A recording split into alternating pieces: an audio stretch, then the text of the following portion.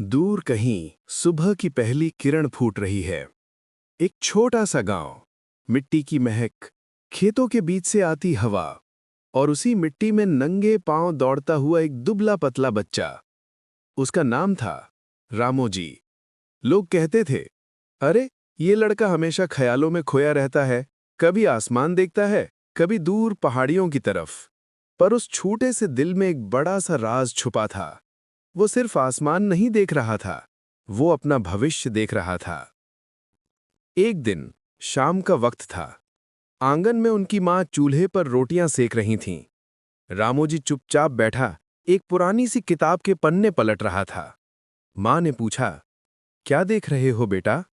वो बोला, माँ, ये दुनिया कितनी बड़ी है ना, हमारे गांव से भी बड़ी, हमारे शहर से भी बड़ी। कितनी कहानियां हैं इसमें, कितने लोग, कितने सपने। माँ मुस्कुलाकर बोली, तो क्या करोगे इन सारी कहानियों का? बच्चे की आंखों में चमक आ गई। एक दिन मैं इन्हें सबको सुनाऊंगा। ऐसा कुछ बनाऊंगा जहां लोग आएं और कहानियों की दुनिया में खो जाएं। माँ ने उसके सिर पर हाथ फेरा।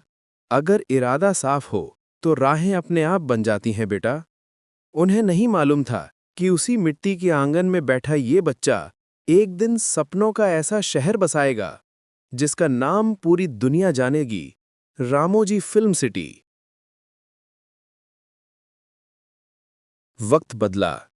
गांव की पगडंडियां छोड़कर वो शहर की सड़कों पर आ गया। जेब में ज्यादा पैसे नहीं थे, पर आंखों में अब भी वही चमक थी। शहर ने उसे खुले हाथों से वेलकम नहीं किया। ना कोई रेड कार्पेट, ना कोई तैयार कुर्सी, बस भीड़, धक्का मुक्की, हजारों आवाजें और उनके बीच एक अकेला सपना। लोगों ने कहा, तुम कौन हो? कोई बड़ा नाम नहीं, कोई बड़ी जात नहीं, पीछे कोई ताकत नहीं, क्यों सोचते हो कि तुम कुछ बदल दोगे? वो बस हल्के से मुस्कुराता था। सोचता, नाम बाद में बनता है, पहले इरादा बनता है। समय के साथ उसने एक और चीज को ध्यान से समझा। समाज बदलना है तो आवाज चाहिए। और इसी सोच से जन्म लिया एक अखबार ने। एक ऐसा अखबार जो सिर्फ खबरें नहीं छापता था, लोगों की तकलीफें, सपने और संघर्ष भी छापता था। उसका नाम था ई-नाडु। लोग हंसे, नया अखबार? इतने बड़े बड़े अखबार पहले से हैं, तुम क्या नया कर लोगे? पर रामोजी राव के लिए ये कागज नहीं था, ये जनता की आवाज का पहला पन्ना था। रातें जाग जाग कर उसने कंटेंट देखा, हर शब्द पर मेहनत की, हर पंक्ति में सच डालने की कोशिश की। कई बार पैसे कम पड़ गए, कई बार प्रिंटिंग प्रेस रुकने की नौबत आ गई, कई बार सत्ता और ताकत के लोग दबाव बनाने लगे कि ये मत लिखो, वो मत छापो। पर उसके अंदर एक आवाज थी जो हर बार कहती, अगर सच से समझौता कर लिया तो ये अखबार नहीं, सिर्फ बिजनेस रह जाएगा, और मुझे बिजनेस नहीं, विरासत बनानी है।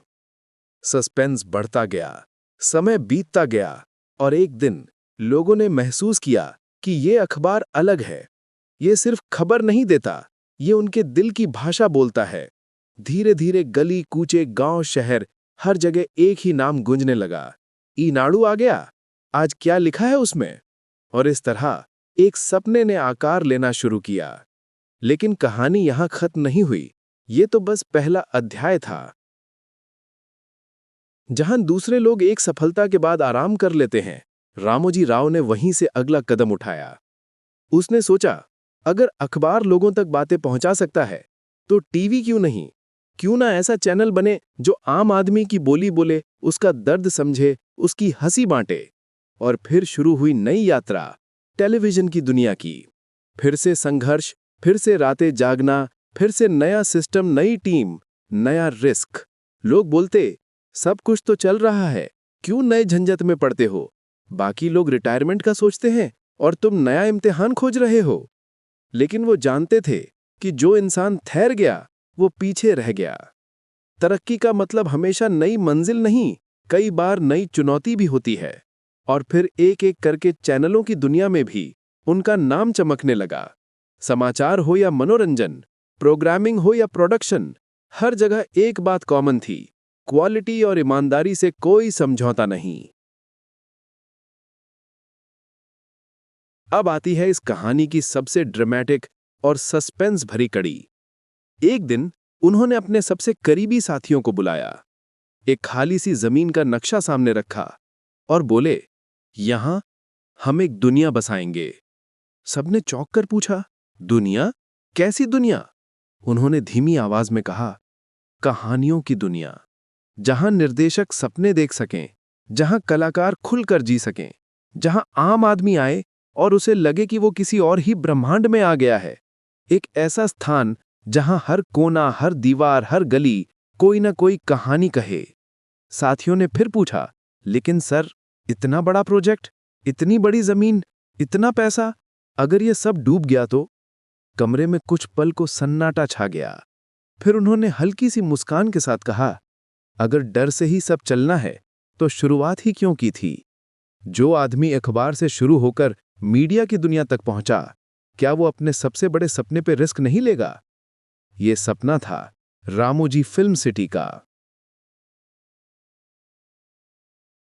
जमीन तैयार हुई, मैप बने, इंजीनियर आए, डिजाइन बने, पर रास्ता आसान नहीं था। कभी फंडिंग में अड़चन, कभी कागजों में रुकावट, कभी लोगों का तंज। ये सब किताबों की बातें हैं, जमीन पर नहीं उतरती। एक रात देर तक मीटिंग चली थी। थकान से चूर होकर सब अपने अपने कमरों में चले गए, पर वो अकेले उस जमीन पर जा खड़े हुए जहां अभी सिर्फ मिट्टी थी, कुछ ट्रक, कुछ पत्थर, कुछ अधूरे खंभे। चांदनी उस जमीन पर बिखरी हुई थी। उन्होंने आंखें बंद की और कल्पना की, यहीं एक दिन सेट लगेगा, यहां कोई हीरो डायलॉग बोलेगा, वहां कोई डायरेक्टर एक्शन चिल्लाएगा, और उस रास्ते से होकर हजारों टूरिस्ट गुजरेंगे, तस्वीरें खींचेंगे, हंसेंगे, सपने देखेंगे। उनके पीछे से किसी साथी ने आकर धीमे से पूछा, सर, डर नहीं लगता? उन्होंने बिना आंखें खोले जवाब दिया, डर तो लगता है, पर उससे बड़ा मेरा यकीन है। ये जमीन फिलहाल बंजर है, पर मेरे भीतर जो सपना है वो इसे सोने की खदान बना देगा। सस्पेंस यही था, क्या ये सपना सच होगा? क्या ये सब वाकई चल पाएगा? या ये भी अनेक अधूरे प्रोजेक्ट्स की तरह रिपोर्ट्स और फाइलों में दफन हो जाएगा? पर जब इरादा साफ हो, मेहनत सच्ची हो और नीयत मजबूत हो, तो अक्सर किस्मत भी रास्ता दे ही देती है। धीरे धीरे ईंट पर ईंट रखकर सपनों का ये शहर खड़ा होने लगा। एक दिन वो सुबह आई जब गेट के ऊपर बड़े बड़े अक्षरों में नाम लिखा गया, रामोजी फिल्म सिटी। पहला शूट हुआ, पहले टूरिस्ट आए, पहली बसें अंदर दाखिल हुईं।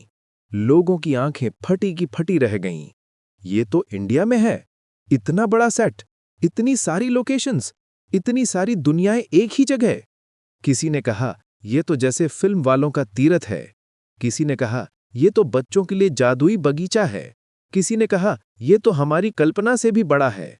और कहीं दूर भीड़ से थोड़ा हटकर खड़े रामोजी राव ये सब देख रहे थे, एक शांत, संतुष्ट मुस्कान के साथ।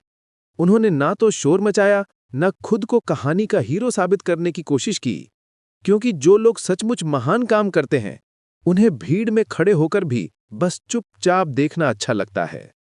किसी ने उनसे पूछा, आपके लिए सबसे बड़ी जीत क्या है?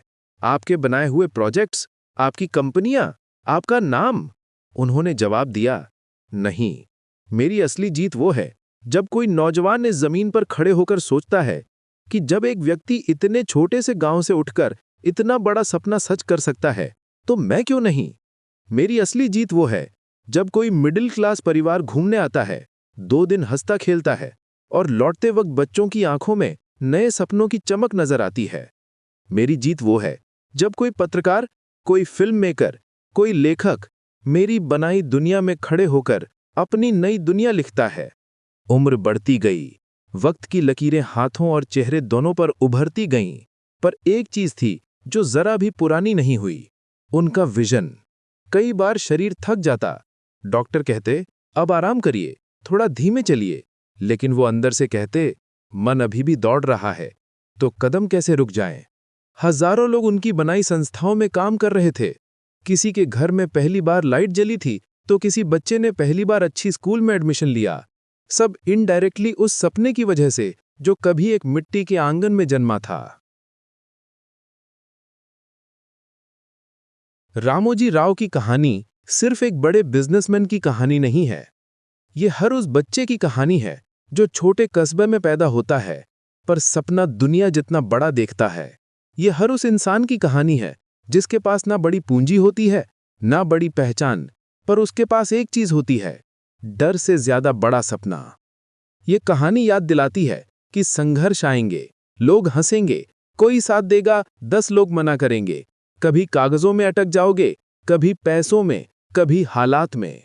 लेकिन अगर तुम अपने विजन से ईमानदार हो तो दुनिया तुम्हें पहले नजरअंदाज करेगी, फिर सवाल पूछेगी और आखिर में ताली बजाएगी। और अब इस लंबी, भावुक, प्रेरणादायक और ड्रामेटिक कहानी के इस मोड़ पर सिर्फ एक बात रह जाती है कहने को। आज का दिन कोई साधारण दिन नहीं, ये उस इंसान का जन्मदिन है जिसने ख्वाबों को सिर्फ देखा नहीं, उन्हें जमीन पर उतारकर लाखों लोगों को सपने देखने की हिम्मत दी। तो आओ, एक कहानीकार की तरह, एक दर्शक की तरह, एक सपने देखने वाले इंसान की तरह हम सब मिलकर ये दुआ करें। श्री रामोजी राव जी, आपको जन्मदिन की हार्दिक, आत्मिक और सच्ची शुभकामनाएं। आपकी बनाई हुई दुनिया हमेशा नए सपनों को जन्म देती रहे। आपकी सोच आने वाली पीढ़ियों को रास्ता दिखाती रहे। आपका साहस हमें हर गिरावट के बाद उठना सिखाता रहे। ईश्वर से यही प्रार्थना है कि आप जहां भी हों, जैसे भी हों, हमेशा मुस्कुराएं। आपकी विरासत यूं ही रोशनी बांटती रहे और आपके सपनों की कहानी हर नए सपने देखने वाले दिल की धड़कन बनकर हमेशा जिंदा रहे। जन्मदिन मुबारक हो रामोजी राव जी। ये दुनिया आपके सपनों के लिए आज भी ताली बजा रही है और हमेशा बजाती रहेगी। कहानी खत्म नहीं हुई, क्योंकि जो सच में बड़े होते हैं ना, वो अपनी जिंदगी को नहीं, अपनी विरासत को अधूरा छोड़ते हैं। और रामोजी राव की विरासत अब आप जैसे सपने देखने वालों के हाथ में है।